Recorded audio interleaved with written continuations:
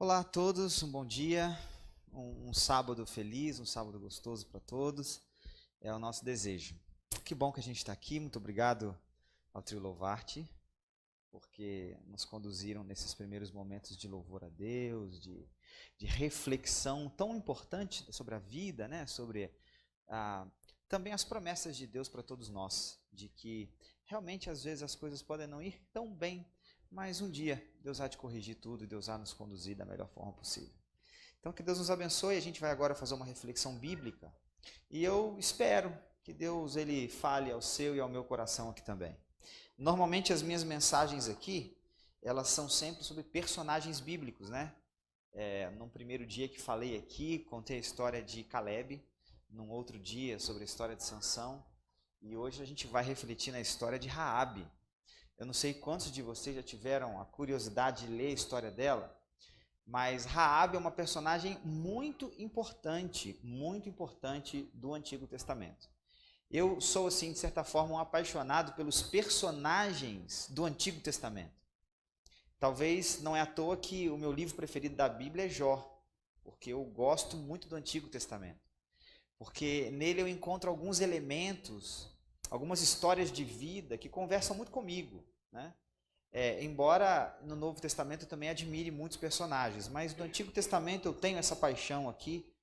Portanto, eu tenho várias mensagens assim sobre personagens, porque eu acho que quando a gente estuda a vida de alguém, a gente de certa forma se identifica. A gente acaba descobrindo alguma coisa que pode ser ali repensada ou que pode nos ajudar na nossa jornada também. Muito bem, eu quero convidar você para que a gente mais uma vez faça uma oração e assim peça a bênção de Deus para a nossa reflexão. Senhor Deus, muito obrigado porque até aqui o Senhor nos guiou de maneira tão especial. O nosso desejo agora é refletir na história da tua filha Raabe. E nós pedimos que o Senhor guie os nossos pensamentos e que esta reflexão seja útil para a nossa vida. E que a gente aprenda todos os dias que, independente da história que vivemos, nós pertencemos à tua família. E assim, felizes seremos contigo. Em nome de Jesus. Amém. Muito bem. Abra sua Bíblia, quer seja física ou eletrônica, em Josué. O livro de Josué é que conta a história de Raabe, principalmente. Mas eu vou pedir ao Edu que vá passando para mim, porque tem alguns detalhes interessantes sobre os textos da Bíblia que falam sobre Raabe. Pode passar? É que há pelo menos 4 menções na Bíblia sobre Raabe, e todas elas estão na tela, tudo bem? E nós vamos ler esses versos hoje, que são os versos que contam da história de Raabe. Josué capítulo 2, verso 1 a 24, depois capítulo 6, 17 e 22 a 26, só, dentro do livro de Josué. Depois no livro de Mateus, vai falar um pouquinho sobre a família de Raabe. Depois no livro de Hebreus, sobre a fé de Raabe. E em Tiago capítulo 2, a falar sobre a salvação na vida de Raabe. Eu quero talvez gastar um pouco mais de tempo na questão histórica de Raabe, que é onde realmente está a experiência da vida dela, e a gente vai conversar um pouquinho sobre isso. O livro de Josué, deixa eu só começar a abrir o panorama para a gente poder entender a importância da história de Raabe. Veja bem, o livro de Josué, na Bíblia, ele é o livro que está imediatamente após o livro de Deuteronômio. Se você for pegar na sua lista de livros bíblicos, o livro anterior é o livro de Deuteronômio. Em Deuteronômio, o que está acontecendo? Moisés, todos já ouviram falar de Moisés, foi um grande líder espiritual do povo de Israel. Moisés, ele se despede, ok? Deuteronômio é o livro da repetição dos últimos conselhos. Ele repete muita coisa que tinha dito e agora dá os últimos conselhos para o povo. E Moisés agora se despede. E quem vai assumir o lugar de Moisés? Josué. Josué passa a ser o próximo líder da nação. Então, o livro de Josué vai contar a história depois que o povo passa todos aqueles anos no deserto, tá certo? Eles já tinham saído do Egito. Quando chegaram em Canaã, lembra da história de Caleb que eu contei? Que ali as coisas não deu muito certo. Eles fizeram uma jornada de mais 40 anos no deserto. Quando eles voltam de novo agora para a tomada de Canaã, acontece o seguinte. Na tomada de Canaã, Josué se torna o líder. O líder. E eu acho muito interessante, porque o livro de Josué, ele tem de tudo para ser um livro fantástico. Mas quando a gente começa a ler o livro de Josué, que é sobre essa liderança que vai guiar o povo para dentro dessa terra, a gente vai se deparar com pelo menos duas divisões básicas do livro. A primeira divisão, os 12 primeiros capítulos, vão falar sobre como é que eles conquistam a nova terra. Já que eles estavam ali para poder entrar na terra de Canaã, como é que eles fazem para conquistar aquela terra? Os 12 últimos capítulos vão falar para a gente de como é que foi a distribuição daquela terra. Então, eles têm o processo de conquista e o processo de divisão da terra. Tudo bem. E eu acho interessante aqui, porque quando você já começa a ler, a história de Raabe vai estar no capítulo 2. É praticamente o primeiro capítulo histórico, já começa contando a história de Raabe. Então isso me dá a entender que isso era uma coisa muito importante para Josué. De 12 capítulos, você vai ter uma boa fração do livro dele sendo separada para poder contar a história de uma mulher que participou, e ele quer abrir o relatório, a carta da vida dele, a carta dos seus maiores eventos, contando sobre a história de uma mulher. Então isso aqui dá a entender para a gente que tem uma importância muito grande o fato dele ter colocado a história dela aqui, nesse momento e nesse livro. Porque um livro que vai falar das grandes conquistas de Israel começa falando da história de uma mulher. E eu vou estudar algumas nuances da história dela, que eu não sei se eu e você escolheríamos a história dela para poder contar a história das suas maiores conquistas se você tivesse vivido perto dela. Pode passar? A história dela, então, ela tem uma questão que dos 12 capítulos, 1 capítulo e 5 versos é só de Raabe. Só de Raabe.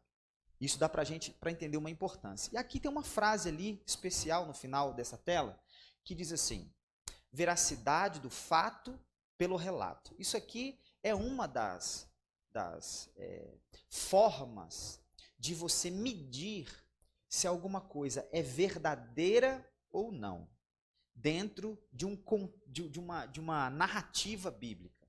Porque há muitas pessoas que às vezes falam assim, a Bíblia foi um negócio escrito assim meio... Cada um escreveu o que quis, e aquilo foi uma coisa meio humana, foi um negócio meio montado, as pessoas elas fizeram aí uma montagenzinha, escreveu, isso aí não é verdade. Olha só. Raabe, gente, ela é conhecida muitas vezes na sua história por ser o quê? Quem sabe? Uma prostituta, tá certo? Então, de certa forma, esse é o rótulo que ela tem. Quem era Raabe? Raabe era uma prostituta. Todo mundo sabe, todo mundo, né, vai ler a história dela e vai caracterizar. Inclusive na Bíblia, muitas menções dela sempre vão estar falando Raabe, a prostituta, Raabe, a prostituta. Muito bem. Se você tivesse que contar a história das suas maiores conquistas, a história que ia dizer sobre o que é a sua vida, você separaria boa parte desses capítulos da sua vida para poder contar a história de uma prostituta que fez parte do seu processo de vida? Não. A gente não ia fazer isso. Se você fosse montar, na verdade, um discurso a respeito de sua vida, a gente tem sempre o cuidado de tomar os melhores exemplos, as melhores histórias, para poder impressionar as pessoas. Qual era a vantagem do autor em colocar a história de uma prostituta justamente no primeiro capítulo que abre as questões históricas aqui do povo de Israel? Vai começar contando a história de uma prostituta? Que história é essa? Isso mostra pra gente que não havia uma intenção do autor de ficar selecionando história bonitinha para colocar aqui. Ele, na verdade, guiado por Deus, ele selecionou uma história feia para poder contar algum milagre de Deus. E eu acho que isso é a essência do livro. Então, se torna muito verdade essa história, porque ela está relatada. o fato de que isso não foi apenas uma coisa da tradição oral, está relatado. A pessoa não escolheu isso aqui, porque se ela tivesse escolhido, ela teria escolhido alguma coisa diferente, ela só contou o que era verdade. E aqui para mim, então, começa um chão muito importante. É uma história verdadeira, é uma história real, é uma história que aconteceu. E eu quero tomar agora tempo para poder ler essa história com vocês. Vamos dar uma olhada nisso? A história de Raabe, pode passar. A gente vai, em primeiro lugar, vamos ler aqui os capítulos. A gente vai começar no capítulo 2, pode ser? Vamos ler aqui a partir do verso 1 e a gente vai fazer aqui uma leitura da história dela, tá bom? Capítulo 2. Aqueles que puderem acompanhar comigo, a gente vai fazer isso agora. Diz assim: De Sitim enviou Josué, filho de Num, 2 homens, secretamente como espias, dizendo: Andai e observai a terra de Jericó. Gente, esse aqui é praticamente a mesma ordem que tinha sido dada a Caleb naquela época, lá atrás. Então, era comum nas guerras, antes de você tomar um território, espiar esse território, verificar esse território. Andem e observem a terra de Jericó. Então entraram na casa de uma mulher prostituta, cujo nome era Raabe, e pousaram ali. Olha só como começa o capítulo 2. Foram enviados para espiar a terra, mas pararam na casa de uma prostituta. Então se deu a notícia ao rei de Jericó, dizendo: Eis que esta noite vieram aqui alguns homens dos filhos de Israel para espiar a terra. Mandou, pois, o rei de Jericó dizer a Raabe: Faze sair os homens que vieram a ti e entraram na tua casa, porque vieram espiar a nossa terra. A mulher, porém, havia tomado e escondido os 2 homens e disse: É verdade que eles vieram a mim, porém eu não sabia de onde eram. Havendo-se de fechar a porta, sendo já escuro, eles saíram. Eu não sei para onde foram. Ide após eles depressa, porque os alcançareis. Ela, porém, os fizera subir até o eirado e escondera entre as canas do linho que havia disposto em ordem no eirado. Foram-se aqueles homens após os espias pelo caminho que dá aos vales do Jordão. E havendo saído os que iam após eles, fechou-se a porta. Antes que os espias se deitassem, foi ela ter com eles lá no eirado. E lhes disse: Eu bem sei que o Senhor vos deu esta terra, e que o pavor que já caiu sobre nós, e que todos os moradores da terra já estão desmaiados. Porque temos ouvido que o Senhor secou as águas do Mar Vermelho diante de vós, quando saíram do Egito. E também o que fizestes aos 2 reis amorreus, Seom e Og, que estavam além do Jordão, os quais já destruístes. Ouvindo isso, desmaiou o nosso coração, e em ninguém há mais ânimo algum, por causa da vossa presença. Porque o Senhor vosso Deus é Deus em cima do céu e é Deus embaixo na terra. Agora, pois, jurai-me, vos peço, pelo Senhor, que assim como eu usei de misericórdia para convosco, também dela usareis para com a casa do meu pai, e que me dareis um sinal certo, de que conservareis a vida do meu pai, da minha mãe, como dos meus irmãos e das minhas irmãs com tudo que tem, e de que livrareis a nossa vida da morte. Então lhe disseram aqueles homens: A nossa vida responderá pela vossa, se não denunciardes a nossa missão. E será, pois, que dando-nos o Senhor essa terra, usaremos contigo de misericórdia e fidelidade. Ela então os fez descer por uma corda pela janela, porque a casa em que residia estava sobre o muro da cidade.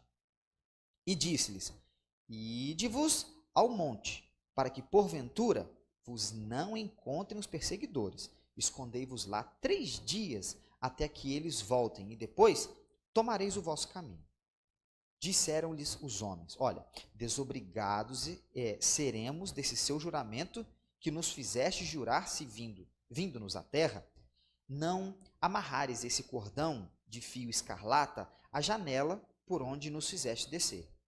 E se não, recolheres em casa contigo teu pai, tua mãe, irmãos e toda a tua família e teu pai. Qualquer que sair para fora da porta da tua casa, o seu sangue cai sobre a cabeça, cairá sobre a cabeça, e nós seremos inocentes, mas o sangue de qualquer que estiver contigo em casa sobre a nossa cabeça, se alguém nele puser a mão. Também se tu denunciardes a nossa missão, seremos obrigados ao juramento que nos fizeste jurar. Então ela diz, segundo as vossas palavras, assim seja. Então os despediu e eles se foram, e ela atou um cordão escarlata à janela. Foram-se, pois, chegaram ao monte, ali ficaram 3 dias, até que voltaram os perseguidores, porque os perseguidores os procuraram por todo o caminho, mas não os acharam. Assim os 2 homens voltaram e desceram do monte, e passaram, vieram a Josué, filhos de Num, e lhe contaram tudo o que acontecera. E disseram a Josué, certamente o Senhor nos deu toda essa terra nas nossas mãos. Os seus moradores estão desmaiados diante de nós. Ok? Aqui a gente agora está com a história dela nas mãos. Coisa muito simples. Os homens foram... É porque, gente, na mentalidade do hebreu, ele faz assim primeiro. Ele te conta o final do filme, depois que vai te explicar toda a história. Então ele começa falando assim, olha, o ator principal morreu. Aí ele vai te explicar, ó, foi assim, ó, tá, aconteceu assim. Então por isso que eles começaram dizendo aqui, olha, os espias foram espiar a terra, pararam na casa de uma prostituta. Agora que eles vão explicar o que aconteceu. Ah, eles foram até lá, mas tiveram que se esconder, ela entrou na casa deles, os soldados viram, contaram para o rei veio, falou com ela negou a história, disse que eles tinham ido embora, eles foram atrás, ela tinha escondido eles no telhado, lá onde ficavam as canas de linho dela. Ficaram lá, ela fez um acordo, já sabia que Deus ia destruir tudo, falou assim, olha, salva a minha família. Ele falou assim, eu salvo, se você não denunciar a gente. Ok, eu não denuncio. E se você prometer que vai amarrar um cordãozinho aqui, fazer um laço na sua janela, para a gente poder saber onde é que vocês estão, porque aqui é tudo muito grande, tudo bem? Então é importante que vocês se preservem aí, fiquem quietinhos. Quem estiver na sua casa, ninguém vai colocar a mão. Mas se estiver fora da sua casa, eu não me responsabilizo. E aí eles fizeram aquele acordo e saíram. Ela ainda deu uma dica, olha, se escondam os 3 dias na montanha, os perseguidores vão voltar, não vão achar vocês, aí vocês vão, porque senão você vai encontrar com eles no caminho e eles vão te pegar. Fizeram aquele acordo e foram embora, simples assim. Agora eu quero estudar algumas coisas dessa história, vamos lá? Dá uma olhada comigo, olha, no capítulo 2 de Josué, verso 1, a gente tem o termo prostituta, não tem? Para poder falar quem era Raabe. A Septuaginta é a tradução do Antigo Testamento no grego. Primeira tradução do Antigo Testamento para o grego. E lá na Septuaginta, justamente os tradutores usaram a palavra zoné, que é a mesma palavra de pornê. Isso te remete a alguma coisa com a palavra que a gente conhece mais fácil? Sim, tá certo? Zona e pornô, ou pornografia, de onde essas palavras surgiram. Porque justamente é o ambiente onde se estão as pessoas como Raabe, que eram o quê? Prostitutas, tudo bem? É feio falar dessas coisas, mas é o que a Bíblia está dizendo. E é por isso a minha admiração em ver que, de repente, o autor bíblico escolheu justamente essa história para abrir o conto. O primeiro verso do capítulo já coloca. O pessoal foi espiar a terra, acabou parando com a prostituta. Olha que abertura fantástica de um relato sobre sua vida, né? Então, aqui está declarado. É isso mesmo que nós estamos falando, é uma prostituta mesmo. Só que, sabe, gente, a gente tem sempre, às vezes, um costume, ou é uma coisa cultural, eu não sei o que acontece. Às vezes, alguém passou algum aperto na vida, lá no passado. Ou uma fase da vida lá no passado. Participou de um determinado grupo, um mau costume, alguma coisa lá no passado. As pessoas ganham certos apelidos, rótulos, ficam marcadas e ninguém esquece mais. Mesmo que às vezes a sua vida, as suas decisões, o teu dia a dia, a tua condição atual hoje, evidencie que as coisas mudaram, mas todo mundo ainda fica agarrado naquilo assim, fulano, aquele bebum, aquele pinguço, ciclano, aquele mau caráter, ladrão, sem vergonha, aquele outro, aquela mulher que mexia com tudo quanto é homem que passava por perto, aquele indivíduo que é enrolado até onde é que tem, deve todo mundo. Então fica assim, aquele conceito de às vezes uma fase ruim da história sendo o rótulo da vida. E eu quero mostrar para vocês algumas coisas aqui que são evidências bíblicas. Eu pude ler um comentário muito especial sobre isso. Algumas evidências bíblicas de que a história não era exatamente essa. Essa não é Raabe. Raabe não é simplesmente a prostituta. Aí eu quero pegar essas evidências e a gente conversando sobre isso. Olha o que fala no capítulo 2, verso 1. Fala que eles pousaram. Não foi isso? Pousaram. Essa palavra pousaram, ela sempre vai estar se remetendo nos originais a uma ideia de que alguém pousou numa estalagem, pousou num quarto, pousou num ambiente onde era possível você participar de um pagamento para que você pudesse alugar um quarto. Essa é a ideia. Essa palavra vai estar sempre associada à ideia de você estar morando por aluguel. Os indivíduos, então, eles pousaram na casa dela, como uma pousada mesmo. Talvez a melhor imagem, o melhor conceito a respeito do que era a casa de Raabe é que a casa dela tivesse se tornado uma estalagem, uma pousada, um pequeno hotel onde as pessoas paravam para dormir e descansar. Dado até mesmo que a casa dela ficava onde? Vocês perceberam onde é que a casa dela ficava? Em cima de quê? Em cima do muro. A casa dela ficava em cima do muro. Porque, gente, na época, os muros, só para a gente poder entender, eles eram muito largos. Eram muros de 4, 5 metros de largura. Haviam, às vezes, carruagens, principalmente Jericó, que há muitos estudos arqueológicos sobre como eram as muralhas de Jericó. As muralhas de Jericó tinham 4, 5 metros de largura, carruagens com soldados, soldados passeavam por cima das suas muralhas, carruagens passavam em cima das muralhas, então não era uma coisa simples, era algo muito grande. E ali embaixo da muralha, ou próximo à muralha, colado na muralha, estava a casa de Raabe, que dava até mesmo uma janelinha para o lado de fora. Então ali era um local de passagem mesmo. Não ficava no centro da cidade, era um local no muro, para que as pessoas estivessem passando, entrando e saindo, pudessem parar. Então, a gente aqui tem apenas uma ideia, dá a entender que a casa dela poderia ser uma estalagem. Mais um detalhe, a moradia dela tinha hora para fechar. Vocês viram isso? Vocês viram isso aqui? Olha que interessante, no verso 5, diz assim, que já estava próximo de fechar a porta. Então, peraí, a casa dela tinha hora para poder fechar. Se tinha hora para fechar, é porque tinha hora para... Então, normalmente um ambiente organizado e preocupado com a segurança de quem está lá dentro, preocupado em atender melhor as pessoas que vão estar ali, tem o horário de fechar e o horário de abrir. Então, a casa dela, que tinha essa ideia de uma estalagem, uma pousada, uma coisa, era organizado. Não era a ideia daquela tal casa da mãe Joana. Por que a casa da mãe Joana? Mãe Joana era mãe de quem? De muitas meninas que tinham vários nomes, então entrava e saía quem queria a hora que quisesse. Por isso é a tal casa da mãe Joana. Aqui não é isso. Aqui, na verdade, é um lugar que você tem horário para chegar e horário para sair. Então, tem horários, é um ambiente organizado.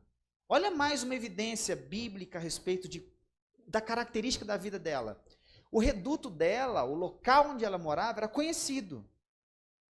Porque quando os soldados souberam que haviam espiões na terra, quem é que manda um recado para ela? O rei, peraí. Então o rei, ele sabia que existia uma pousada organizada com horário de abrir e fechar, e que essa pessoa era uma pessoa confiável, senão seria morta. Era uma pessoa confiável e deveria ser respeitada, sendo perguntada se havia alguém lá ou não. Porque o rei, na sua condição de autoridade, ele simplesmente, só de saber que alguém poderia ter passado lá, ele falava assim, olha, mata Raabe, confere a casa porque tem gente lá então. Não é, seria mais fácil? Ele é rei. Deve nada para ninguém. Mas não, ele fala assim, olha, pergunta para ela. Como assim pergunta para ele? Ele confia tanto nessa mulher que não tem méritos de nada? Então, aí fica mais uma evidência de que Raabe não é só aquele conceito da prostituta qualquer. Peraí. Essa mulher agora ela goza de um certo prestígio na sociedade. Inclusive, o rei manda consultá-la sobre questões de segurança nacional. Peraí. Então, ela era uma mulher que tinha um determinado conceito. Mais uma evidência interessante. Vocês viram que no verso 6 diz assim, que ela escondeu os espias no eirado, no telhadinho, num alçapão que ela tinha, né? Qual o melhor nome disso? Seria isso mesmo? É um sótão, isso. Um sótão, e porque lá ela deixava o quê? As canas de linho organizadas. Vocês viram isso? O que é cana de linho? Gente, o tecido, linho, é feito de uma fibra natural, ok? O linho, ele é justamente plantas que precisam crescer e depois elas são cortadas quando elas estão maduras. Elas precisam ficar dispostas, alinhadas, porque o linho quebra muito. Não sei quem já teve roupa de linho ou alguma coisa de linho, tá certo? Um casaquinho de linho, ele amarrota e fica aquela marca difícil de passar, porque as fibras elas quebram muito fácil. Então é um tecido bonito, mas é um tecido que precisa de muitos cuidados. Lembram vocês, obviamente, que o corpo de Jesus foi envolto em tecidos de quê? Então era um tecido muito usado naquela época. Ou seja, Raabe, além de ter ali, dá-nos entender, uma estalagem organizada, e sendo uma mulher agora de um certo prestígio dentro da sociedade, ela também é uma mulher que tem uma segunda ocupação. Ela ganha dinheiro com as fibras do quê? Do linho, que ficam lá no sótão dela. Ela, no entanto, esconde os indivíduos lá de baixo. E então, essa está aí mais uma evidência de que a renda dela não era uma coisa que ela tirava da sua prostituição, mas que ela tirava sua renda também de um serviço que ela realizava. Coloca mais a última evidência ali, que talvez essa aqui seja uma das mais importantes. Evidências do conhecimento de Deus. A declaração de Raabe, ela é considerada pelos estudiosos como sendo uma das declarações mais profundas e mais especiais que são feitas a respeito de quem é Deus. Porque não há até aqui um relato, até mesmo de que um indivíduo que pertence ao próprio povo de Deus, um relato de que esse indivíduo disse as coisas sobre Deus da maneira como ela disse. Essa eu faço questão de reler com vocês, verso 9 até o verso 11. Fala assim, olha, Josué 2, 9 a 11, está aqui.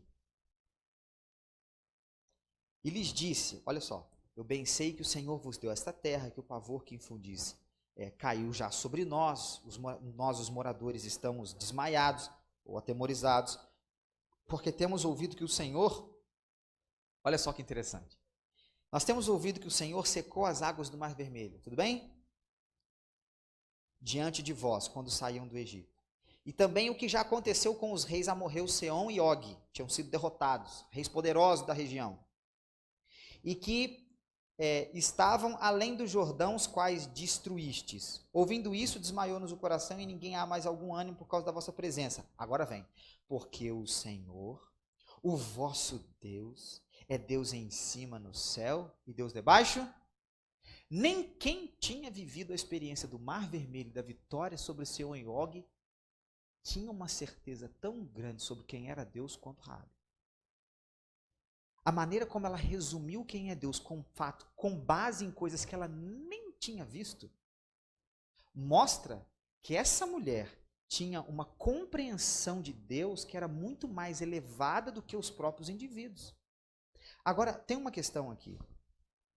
É que tudo isso aqui, gente, é que nos dá a entender, nos parece. E aí eu cheguei a me questionar assim, por quê?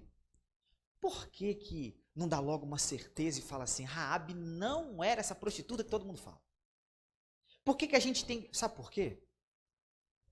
É porque tá aí, ó, a maneira que a gente precisa lidar com a vida das pessoas.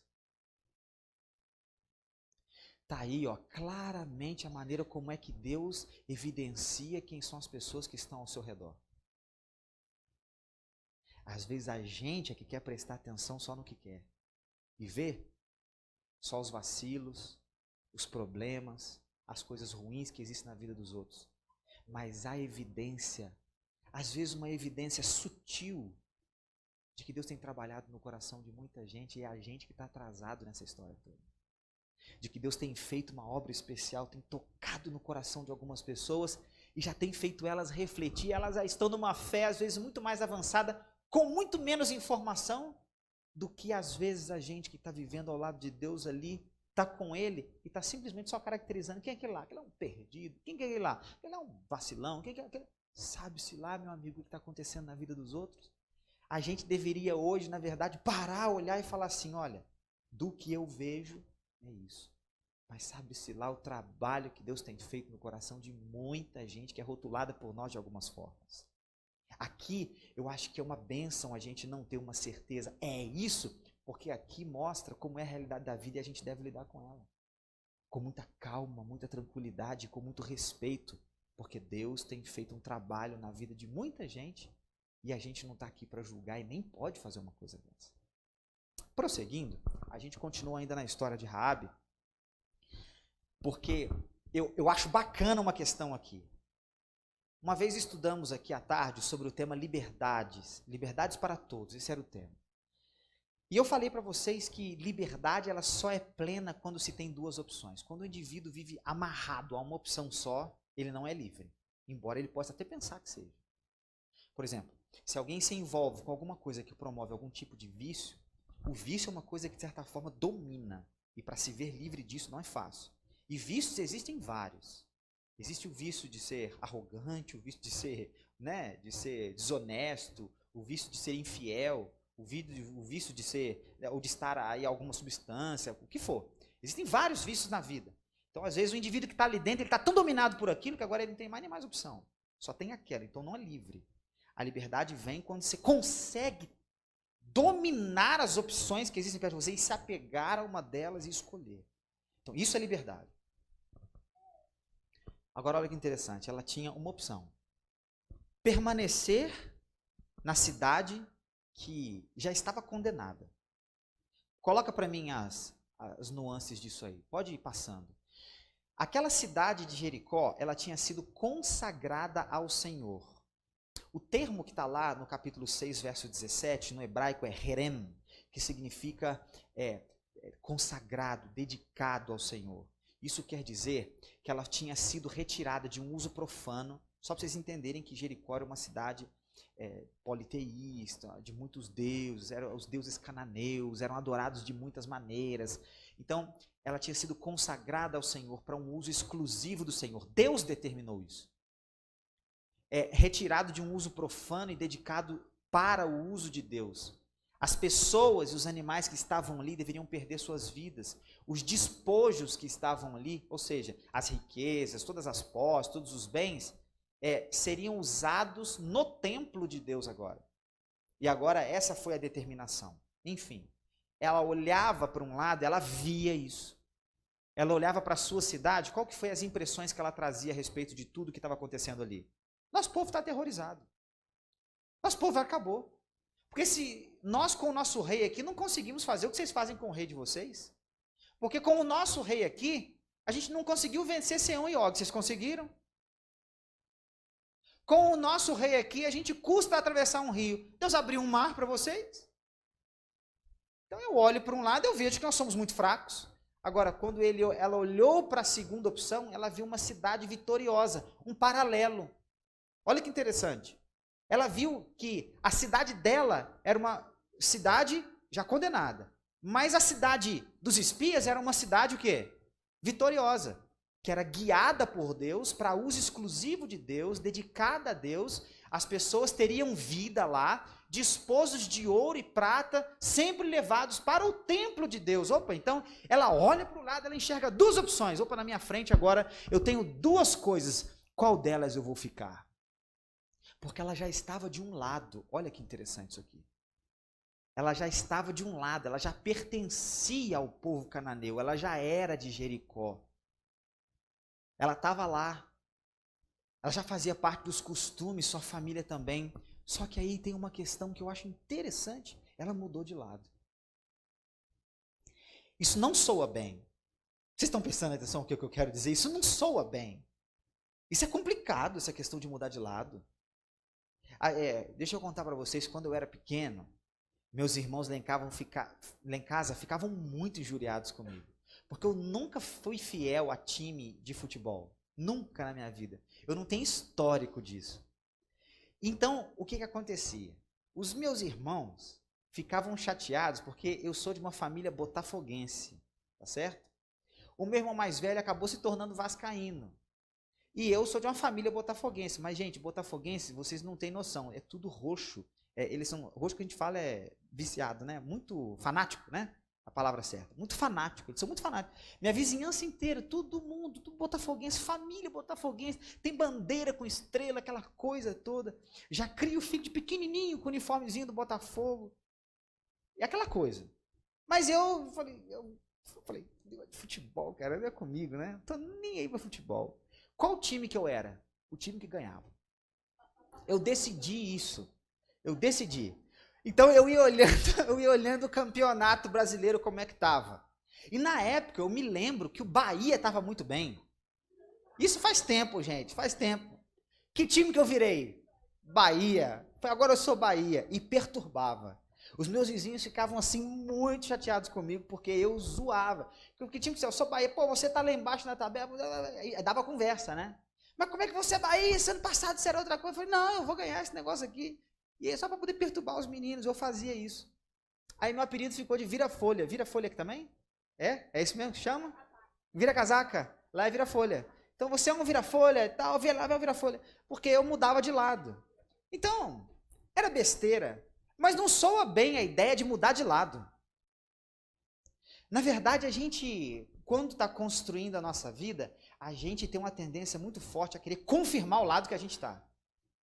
Confirmar o lado como se fosse uma satisfação que a gente tem que dar para a família, para a sociedade, para as pessoas, que a gente sempre fez escolhas certas, que a gente está tudo ok, tá certo? Que não tomamos decisões erradas, que a gente não vacilou em algum momento. Ou talvez até mesmo que por novas descobertas, a gente acaba às vezes na vida falando assim, opa, tem uma opção um pouquinho melhor.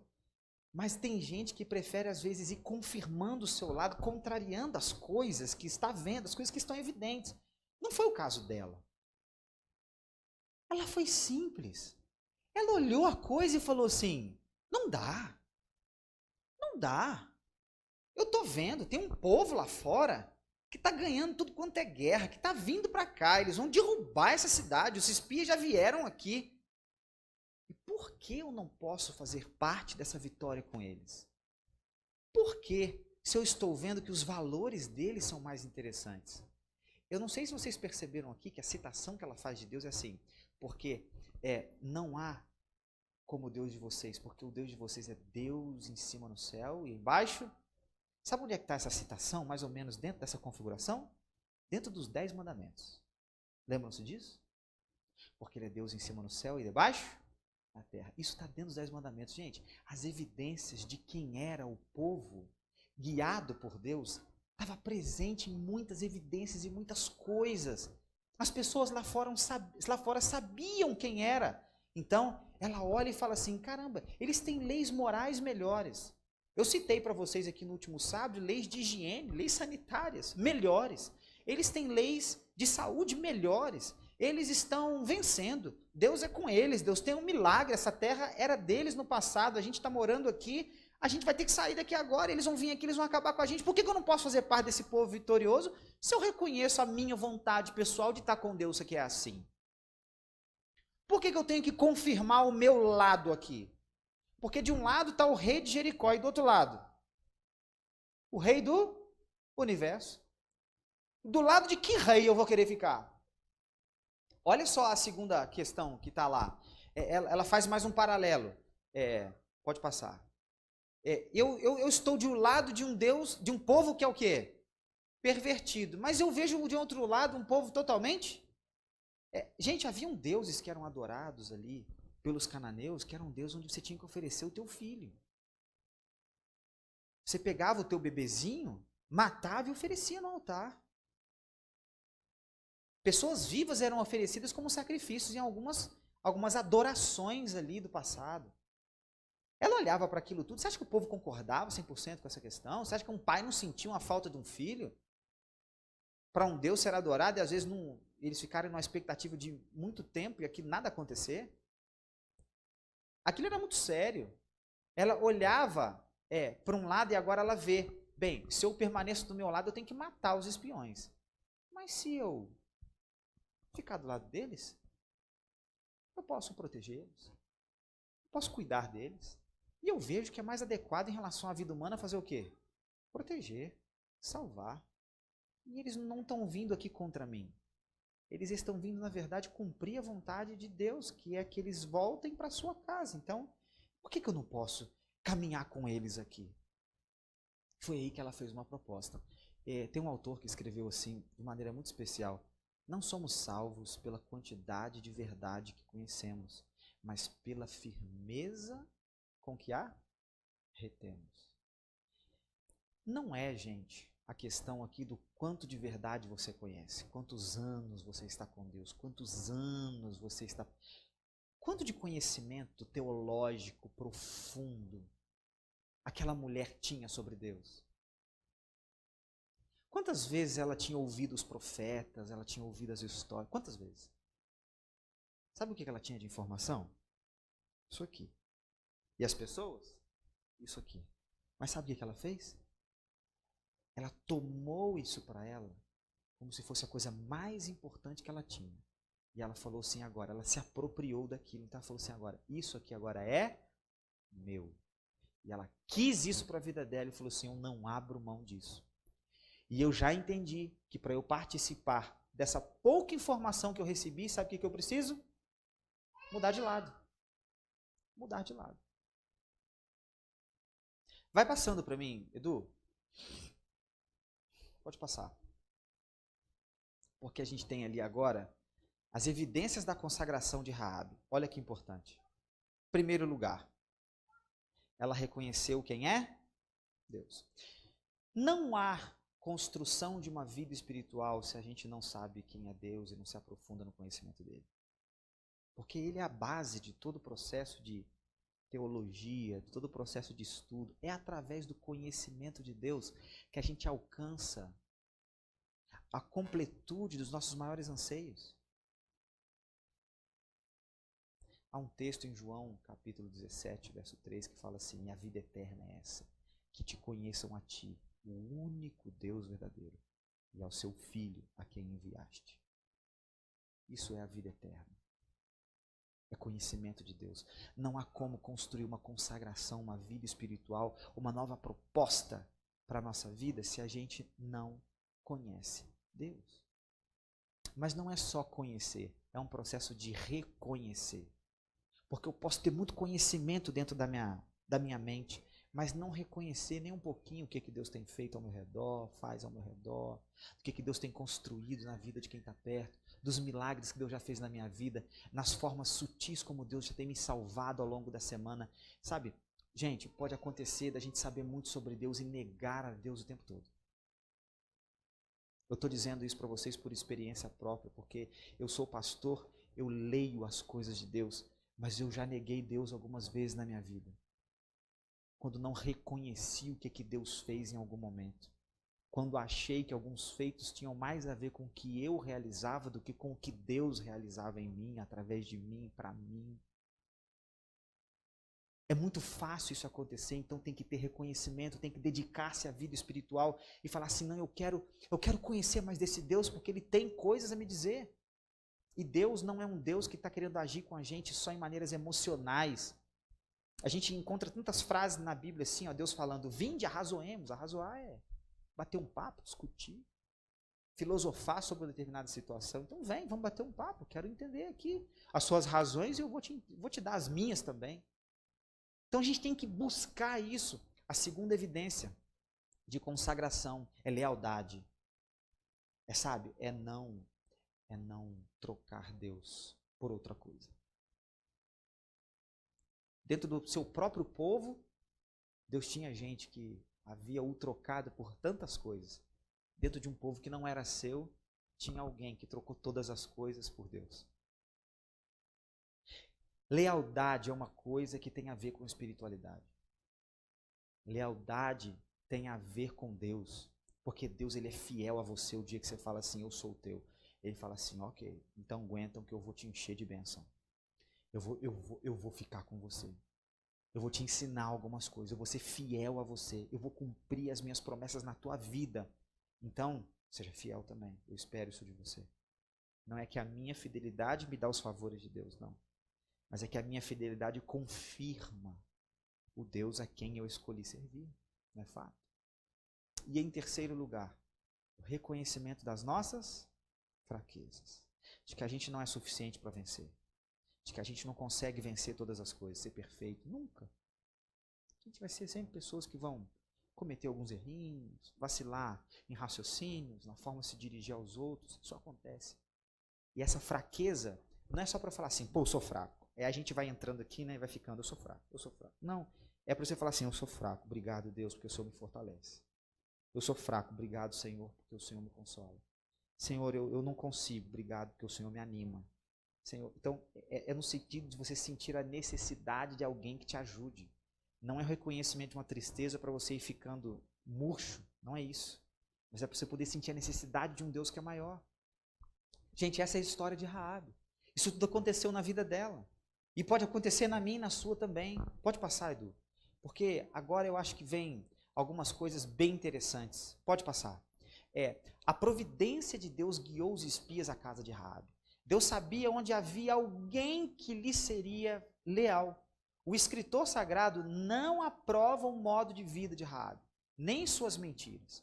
Sua moralidade era precária, mas no fundo do seu coração, ardendo em baixa combustão, existia uma centelha de puro amor e fé. E Deus valoriza essas coisas. Deus valoriza essas coisas. Sabe o que Ele faz comigo e contigo? Quando a gente tem essas pequenas centelhas de alguma coisa boa, Ele envia alguém como uma grande oportunidade para você. Pode vir disfarçado de outra coisa, né? Mas é uma grande oportunidade para a tua vida que Deus está mandando. E foi o que Deus fez para ela. Deus fez isso para ela.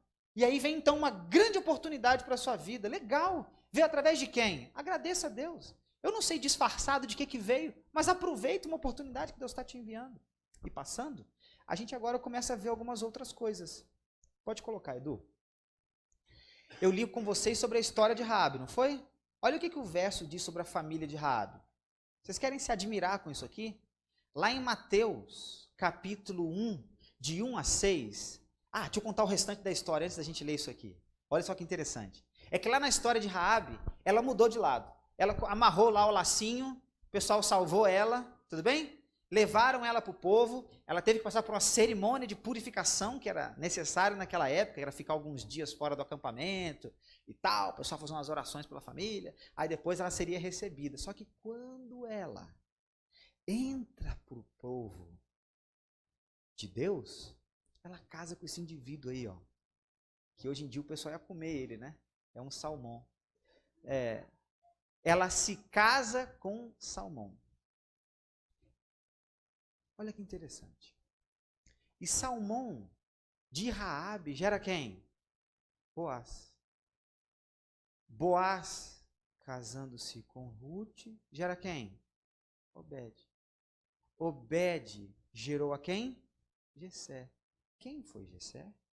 Pai de Davi. Davi. Jesus era da linhagem de quem? De Davi.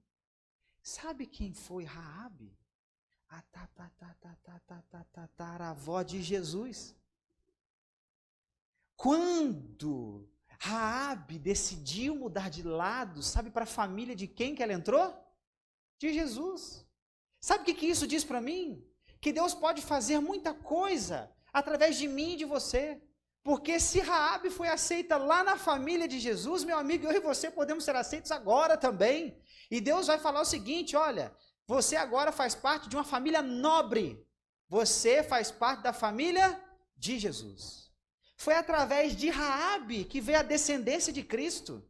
Que coisa boa! Porque ela veio para o povo de Deus, nós tivemos Jesus Cristo em nosso mundo. Olha quanta coisa boa Deus não pode fazer através de você quando você abre o teu coração, esquece os rótulos que o mundo colocou e fala assim, olha, eu estou aqui disposto.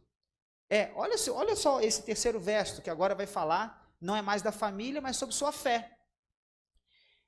A Raabe também está na galeria da fé. Assim como Sansão nós estudamos, lembra? Raabe, pela fé, Raabe, ao quê? Meretriz, sempre o título está lá, para ninguém esquecer, tá vendo? Pela fé, a meretriz Raabe não foi destruída com os desobedientes, porque ela acolheu, na verdade, com paz aos espias, pela fé. Sabe por que pela fé? Porque ela não podia ver nada, ela não tinha visto nenhum os milagres de Deus. Ela simplesmente confiou, está aqui uma grande lição.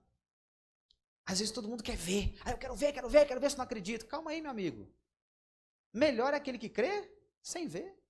Aí Raabe entrou para a galeria da fé. A galeria da fé estão os nomes das pessoas que nós deveríamos copiar os exemplos deles para nossas vidas. Raabe. E sabe qual que é o último deles? Coloca lá para mim. É a salvação. No livro de Tiago, capítulo 2, verso 25. Uma possibilidade muito grande. De igual modo, não foi também justificada por obras a meretriz Raabe, quando acolheu os emissários e os fez partir por outro caminho? Justificada. A Bíblia então está dizendo que ela foi o quê? Justificada. Aquele que é justificado é salvo. Sabe o que é ser justificado? É passar por um processo onde você agora não é mais culpado. Você agora é inocente. E isso aconteceu com ela. A gente conversou sobre essa personagem, que tem tanto a ver com a nossa vida, tanto a ver com quem eu e você somos. O Trio Lovart vai agora cantar uma música. Eu gostaria muito que você, tendo refletido na história dessa incrível mulher, pudesse fazer agora uma oração. Eu não sei qual que é o aspecto da vida dela que mais se encaixa na tua realidade, mas medita nisso e faz uma oração particular aí agora com Deus, pedindo que Ele te ajude a tomar atitudes, a se entregar, a ser tão especial quanto ela foi. E não se esqueça, dependendo da decisão que você tomar, você vai fazer parte da família de Deus, família de Jesus. Vai ser justificado, acolhido. Que Deus nos abençoe. Amém.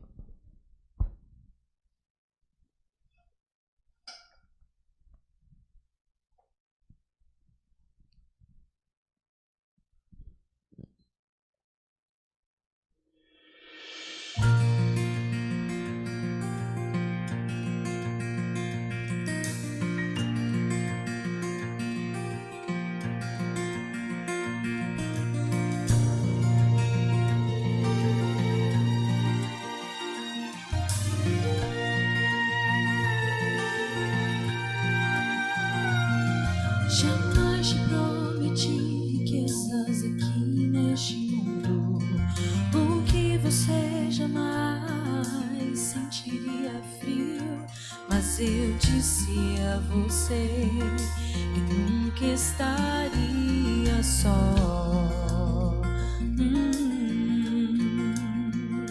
Sim, eu disse, vou preparar um lar.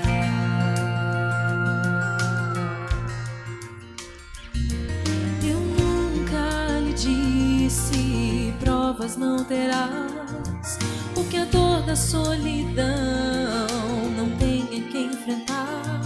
Mas eu disse a você, ao seu lado vou sempre estar. Se eu disse, nunca vou te deixar.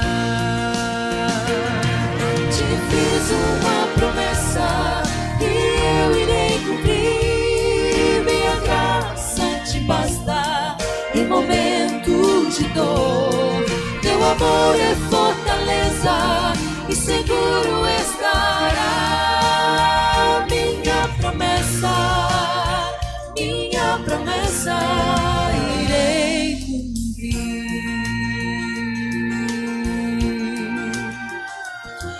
Jamais disse que seus amigos não te deixariam, ou que as pessoas ao seu lado não o trairiam.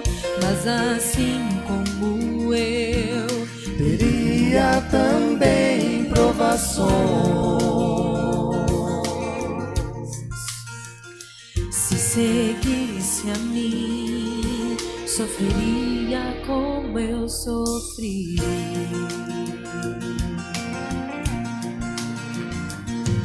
Jamais disse pra você, morte não terás, ou ter que muitas vezes chorar para sorrir. Mas eu disse a você, ao seu lado vou sempre estar. Suas lágrimas todas vou enxugar.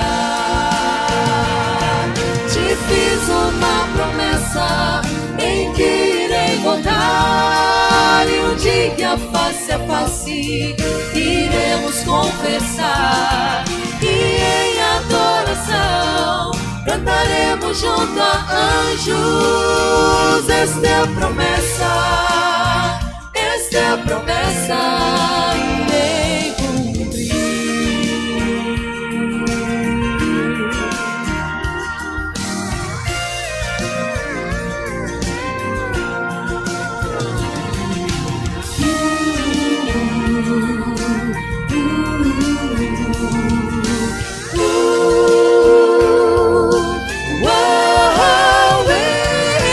Então não desista e não olhe para trás. Em meio a tantas trevas, siga minha voz, e a noite nunca mais poderá nos separar. Esta é a promessa, minha promessa, irei cumprir. Oh, minha promessa, esta é a promessa, irei cumprir.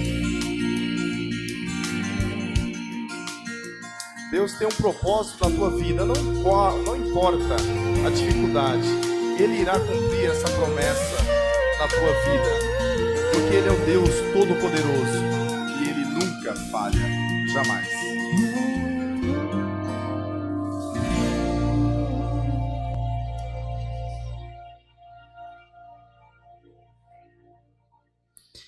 Vamos orar? Santo Deus e querido Pai, a nossa profunda gratidão a tudo que o Senhor representa. O Senhor conversa com cada um de nós ao longo da nossa história. O Senhor nos apresenta opções que são interessantes, evidencia quem o Senhor é em momentos que são singulares da nossa vida. Nos apresenta pessoas que vêm como anjos para a nossa casa, para a nossa vida, para nos fazerem sermos melhores do que temos sido até aqui. Senhor, nós queremos te agradecer por tudo isso, porque há pessoas entre nós aqui vivendo experiências especiais, onde o Senhor tem conversado com cada uma delas, de muitas maneiras, de formas diferentes, em momentos únicos. E nós queremos agora, Deus, te agradecer, porque o Senhor, da mesma forma como fez de Raabe, uma mulher tão especial na história da tua Bíblia, ao ponto de deixá-la como um exemplo para a nossa fé, fez dela, ó Deus, alguém antepassada de Cristo Jesus, da família de Cristo, fez dela uma mulher justificada dos seus erros. Santo Deus, quem somos nós para dizermos que ela era aquilo que a marcou no início da sua vida? Nós não queremos ser marcados por decisões erradas.